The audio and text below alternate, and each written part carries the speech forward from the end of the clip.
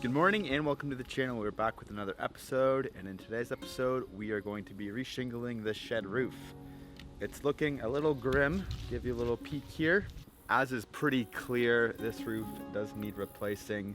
The shingles are literally falling off, super curled up, fasteners exposed. It's long overdue, so we're gonna strip this back to the plywood. Hopefully it's in good shape. Put on some new shingles. I'm gonna get rid of this first though, and we'll come back when it's all clean and ready to go, which will be right now. And while all the shingles are off, there were 2 layers, so it took a little longer than expected. I could tell when I was walking on the roof to strip the shingles that there were some spongy spots, and sure enough, we have a hole pretty fair sized right here, as well as a smaller one over there. This one I think happened for a couple reasons. One being that the plywood's running the wrong direction. You want to run your plywood perpendicular to your framing, so if you're doing a roof and your rafters are running, in this case, lengthwise like this, these sheets of plywood here are running correctly, they're running perpendicular to those joists. But this sheet here, it's probably just an offcut, and to save on cost a little bit, they ran it this way, parallel with the rafters. And it just loses a lot of its structural integrity by doing that.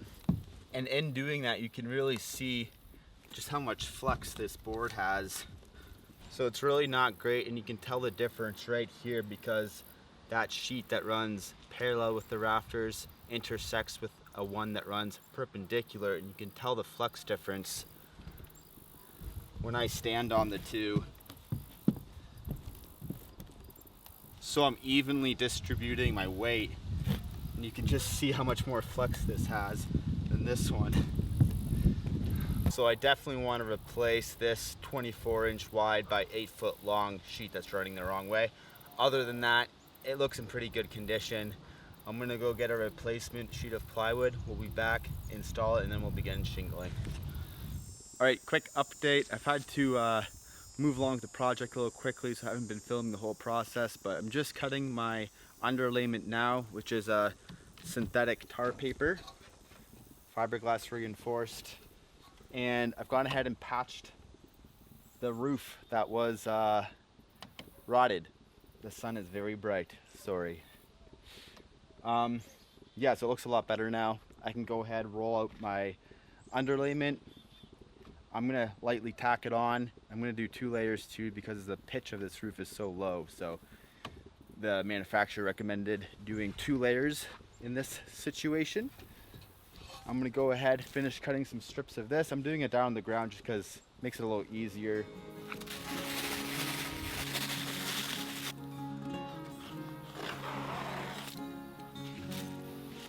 Rather than measuring each one, I'm just making it about 6 inches long. That way I can roll it out like this and make my cuts a little quicker.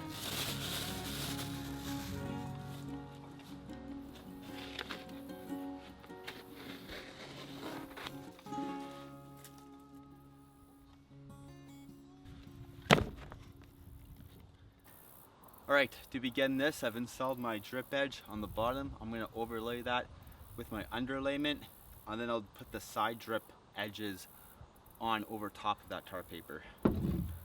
Synthetic fiberglass reinforced tar paper.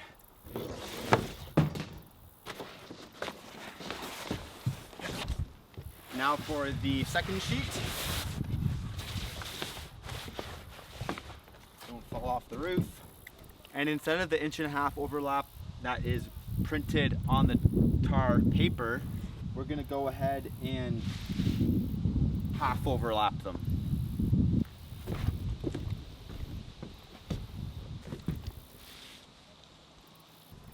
Just like that. So I'm gonna carry on, finish off this roof in that manner, and then we can begin shingling.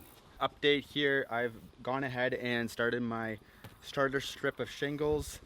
I've just used old 3-tab shingles, flipped them upside down, and the objective here is I'll cut these tabs off, and then I'll apply my shingles on top of here, and it will adhere to the tar strip.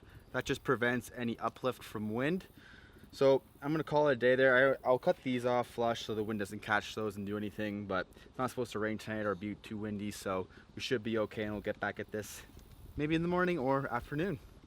which will be right now. All right, we're back and it's the next day. It's a little overcast, supposed to rain later on today, so I'm gonna try and get this done. We can begin shingling this roof. So I'll begin my row with a full shingle.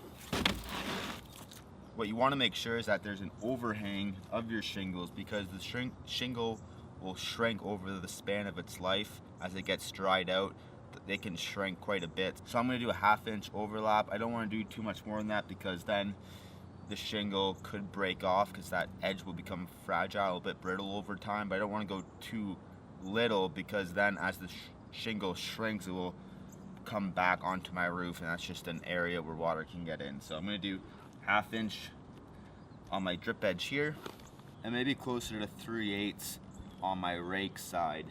And once that overlap is determined, I'm going to use my roofing nails, nail 1 inch back from the edge.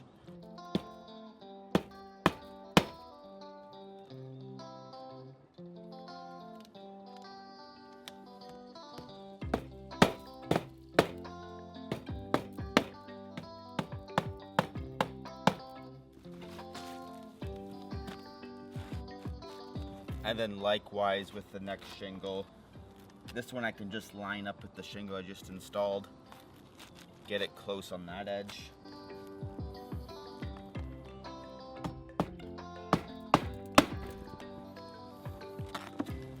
And then I can pivot it on this corner accordingly.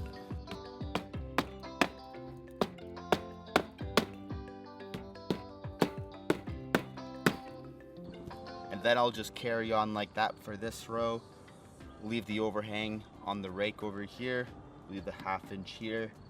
And then when I begin my new row, I'll either use the offcut or measure 6 inches off a full sheet of shingle and install that to start my next row. You can see here too on the packaging the manufacturer's recommendations. And then here it gives you the measurements, starting with full shingle, the next one being cut at 31.5 inches, next one at 21, and continuation. So check with the manufacturing recommendations first before you assume that it's the same as this one. So here's my next shingle here. I'll lay it at 31.5. I'll bring it to my start line, which is on this one it's pretty faint, but it's like a chalk line. That's where you bring it up to.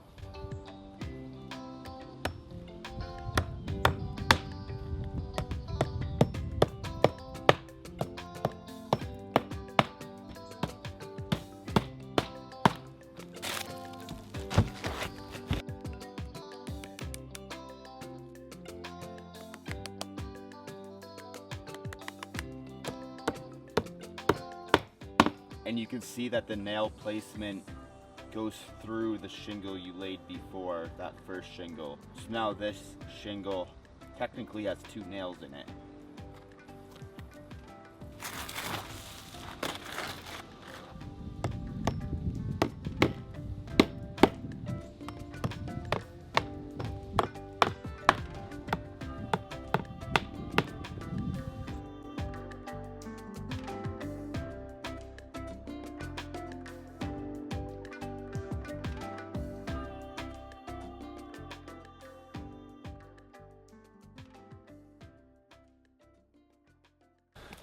Okay, you can see that I'm almost at the end of the shingling here. The wind's starting to pick up, so I'm probably going to end recording, but I'll show you how I'm doing the, I guess what you would refer to as a ridge cap. It's a single pitch shed style roof, so we're doing it a little differently.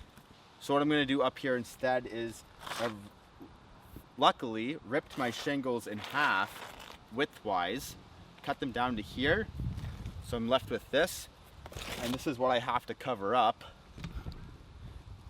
This is basically a full shingle almost.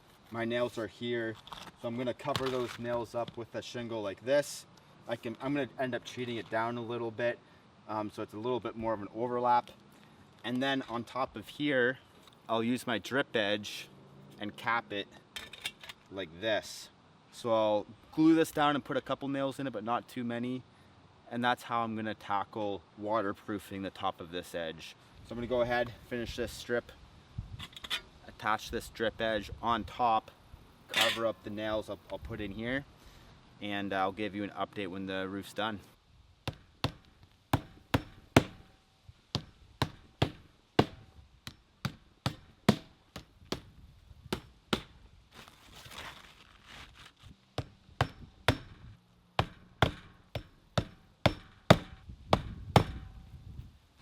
So what I'll do here is just add this sealant onto my shingle.